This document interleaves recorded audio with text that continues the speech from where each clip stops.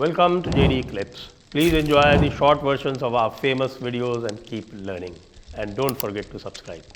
26 फरवरी को महाशिवरात्रि के स्नान के साथ महाकुंभ पूर्ण हो जाएगा और उसके बाद योगी जी जो हैं वो फ्री हो जाने वाले हैं। अब योगी जी ने जो है वो कुछ चीज़ें ठान रखी हैं और कुछ चीज़ों का अवसर जो है वो भाईजान लोग उन्हें और भी दे रहे हैं। जैसे आपको उदाहरण दें कि कल वक्फ बिल के ऊपर एक प्रेस कॉन्फ्रेंस की all India Muslim personal law board ने, और मुस्लिम पर्सनल लॉ बोर्ड के जो भी प्रवक्ता थे उसमें उन्होंने खुली धमकी दी कि भाई ठीक है, संविधान आपका है लेकिन सड़कें हमारी नहीं, पार्लियामेंट आपकी है लेकिन सड़कें हमारी। तो हम जो है वो एहतजाज करेंगे। और फिर उसके बाद फिर उनको ध्यान आया होगा कि एहतजाज करने का मतलब क्या होता है और इसका क्या अर्थ निकाला जा सकता है, इसके क्या गंभीर परिणाम हो सकते हैं। तो उन्होंने कहा हम आईन के दायरे में रह के हम एहतजाज करेंगे। तो आईन के दायरे में रह के एहतजाज करेंगे तो सड़कों पर क्या करेंगे भाई? सड़कों को तो आप अगर आप आईन, मतलब आईन का मतलब होता है कॉन्स्टिट्यूशन उर्दू में, तो अगर आप आईन के दायरे में रहते हैं तो किस तरह का एहतजाज करेंगे भाई? सड़कें रोकना तो किसी भी तरह से कॉन्स्टिट्यूशनल है नहीं। आपको पता है कि जिन्होंने भी सड़कें रोकी थी, अब ये तो है कि ढीला बना रखा है उन्होंने, लेकिन जिन्होंने भी सड़कें रोकी थी उनके सबके खिलाफ मुकदमे हुए। अब वो मुकदमे जो हैं अभी भले ठंडे बस्ते में पड़े हों, लेकिन जभी भी होगा तब एक्टिवेट कर दिए जाएंगे। अब राकेश टिकैत का ये हाल है कि आप जानते हैं कि उन्होंने महाकुंभ में जाके और डुबकी भी लगाई और योगी जी की तारीफ भी कर दी, क्योंकि उनको पता है, उनको अच्छी तरह से पता है कि उनको उत्तर प्रदेश में ही रहना है। योगी जी ने अब ये तय कर लिया है कि भाई इस प्रकार की जो भी हरकतें करेगा उसका कानून जो है वो उसको अपना रास्ता दिखाएगा। कानून को रास्ता किस प्रकार से दिखाता है आप सभी लोग जानते हैं। और मोदी और योगी जी इस बात से भी बहुत आहत हैं कि कुछ लोगों ने षड्यंत्र करके महाकुंभ की व्यवस्था को बिगाड़ने का प्रयास किया।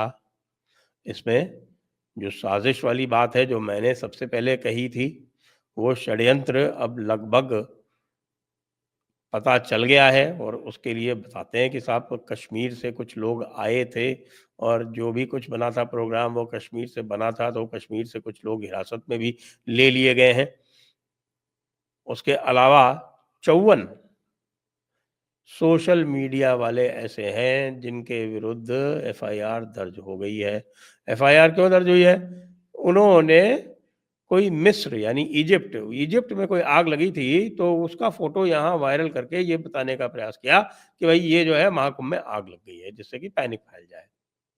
तो इन्होंने दुष्टता की सारी पराकाष्ठाएं पार कर ली थी और कोई भी ऐसा समय या किसी किसी भी प्रकार का अवसर इन्होंने चूका नहीं कि जिसमें ये परेशानी पैदा करें और यदि संभव हो सके तो महाकुंभ में अव्यवस्था पैदा करें। कुछ कारण तो लोकल भी थे, खैर अफसरों की चूक वूक भी थी, लेकिन मुख्य कारण ये था कि पूरी तरह से षड्यंत्र था जिसको पकड़ने में भी जो लोकल मेला एडमिनिस्ट्रेशन था वो असफल रहा। लेकिन इससे जो गंभीरता है षड्यंत्र की वो कम नहीं हो जाती। तो योगी जी अब फुल फॉर्म में 26 तारीख के बाद आएंगे, क्योंकि 26 तारीख तक तो देखिए अभी महाकुंभ चल रहा है। तो महाकुंभ के चलते समय वो ऐसा कोई भी काम नहीं करेंगे जिससे कि ये लगे कि साहब कि वो बदले की भावना से काम कर रहे हैं या फिर जो वहाँ पब्लिक आ रही है उसको कुछ असुविधा हो, ऐसा वो नहीं करेंगे। लेकिन 26 के बाद साहब अब योगी जी को कौन रोकेगा? योगी जी के पास बहुत सारे प्रायोरिटीज़ हैं। अभी आप संभल को भूले हैं क्या? बहुत सारे लोग संभल को भूल गए हैं महाकुंभ के चक्कर में। वो याद रखें कि जो कुछ संभल में हुआ ये ऐतिहासिक है। ऐतिहासिक ही क्या, प्राग ऐतिहासिक है। ऐसा कार्य जो न हुआ और आसानी से जो हो भी नहीं सकता है, और उसकी राह में रोड़े अटकाने के हर स्तर पर प्रयास हुए, लेकिन योगी जी को तो कोई नहीं रोक पाया। योगी जी को कोई रोक सकता भी नहीं, क्योंकि उनको पता है कि भाई न्यायालयों की अपनी एक सीमा होती है। न्यायालय उस सीमा के बाहर जाकर कार्य नहीं कर सकते। सरकार जो है वो तुरंत काम कर सकती है। सरकार किसी का भी अगर मान लीजिए उसको घर गिराना हो तो वो 15 मिनट में कार्रवाई आरंभ कर सकती है।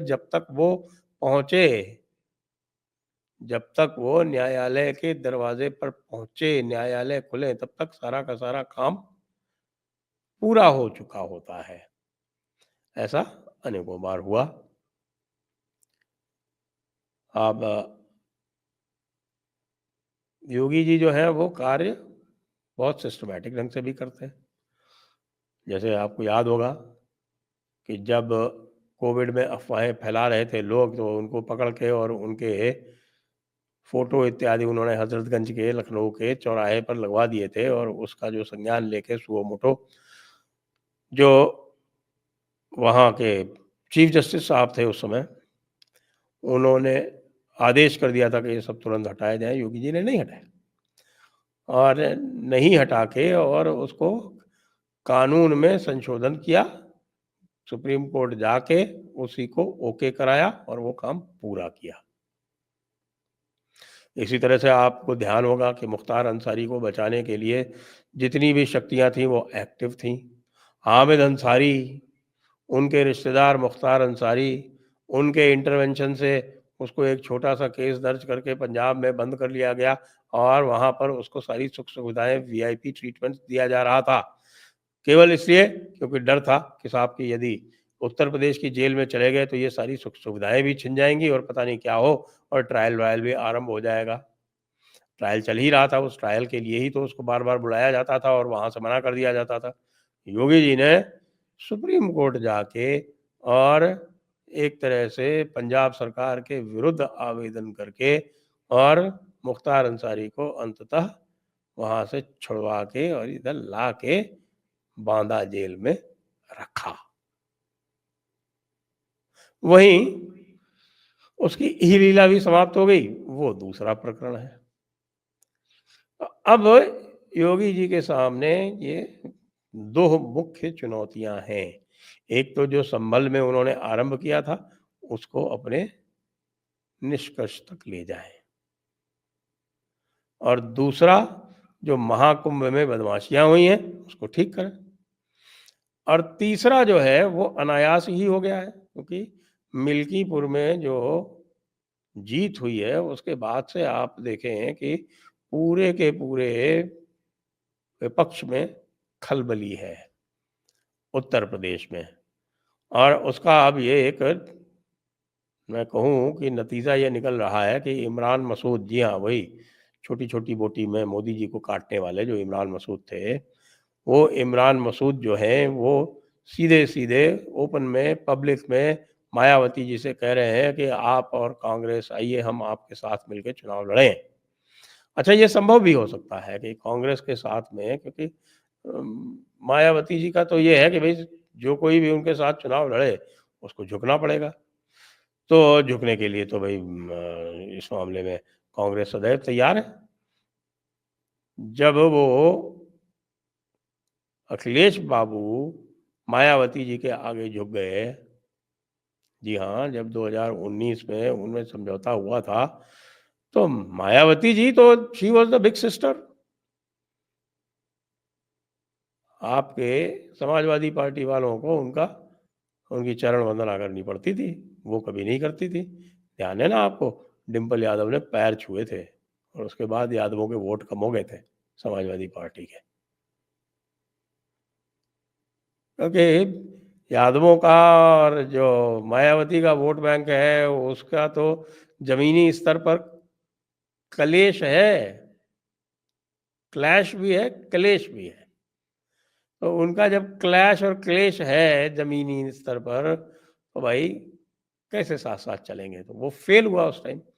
लेकिन कांग्रेस के साथ तो चल सकता है मामला, क्योंकि कांग्रेस का तो वोट बैंक आजकल जो है, वो पूरी तरह से कांग्रेस चूँकि मुस्लिम लीग में ही परिवर्तित हो गई है, तो कांग्रेस का जो वोट बैंक है, वो मुसलमानों के अलावा कुछ है भी नहीं।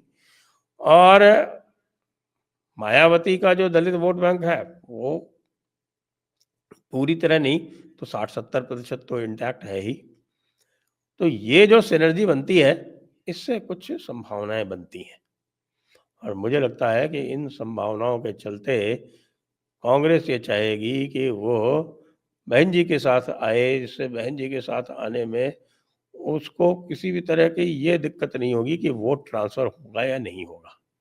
वोट ट्रांसफ़र तो पक्का है और दोनों तरफ का वोट ट्रांसफ़र पक्का है। अब इस चुनौती से योगी जी डील कर रहे हैं और डील कर रहे हैं और इतनी खूबी से डील करेंगे, आप देखेंगे कि किस तरह से वो इनका पूरा का पूरा जिसको बोलते हैं ध्वस्तीकरण करके और नई पॉलिटिक्स ही खेलेंगे। क्या खेलेंगे? इसके बारे में एक बार मैं बात आपको कर चुका हूँ।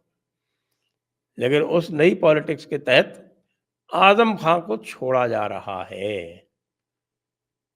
जी हाँ, और आज़म खां अलग होंगे समाजवादी पार्टी से और उसके बाद एक नया कॉम्बिनेशन बनेगा। उस नए कॉम्बिनेशन में आज़म खां होंगे, उस नए कॉम्बिनेशन में बहन जी होंगी, उस नए कॉम्बिनेशन में कांग्रेस होगी और चूँकि बहन जी होंगी, तो फिर आपके चंद्रशेखर रावण को नहीं लिया जा सकता, क्योंकि कांग्रेस चंद्रशेखर रावण के साथ भी समझौता करने के लिए तैयार बैठी है। हमारे कलेश बाबू जो हैं, अखिलेश बाबू, वो किसी भी तरह से कांग्रेस को इस बार 70 सीटें देने इस बार उनको जितनी सीटें उन्होंने सॉरी 70 सीटें जैसे उस वहाँ पे दे दी गई थी तेजस्वी यादव वाला, उस तरह से जो 85 सीटें वो मांग रहे हैं, जो 17 सीटें उनको मिली थी उसके हिसाब से उनकी 85 वो 100 सीटें मांग रहे हैं, कतई देने के मूड में नहीं है। वो अकेले लड़ना चाहते हैं, उनको पता है कि कांग्रेस का स्ट्राइक रेट बहुत ही पुअर है। अब आप देखेंगे योगी जी को फुल फॉर्म में 26 तारीख के बाद।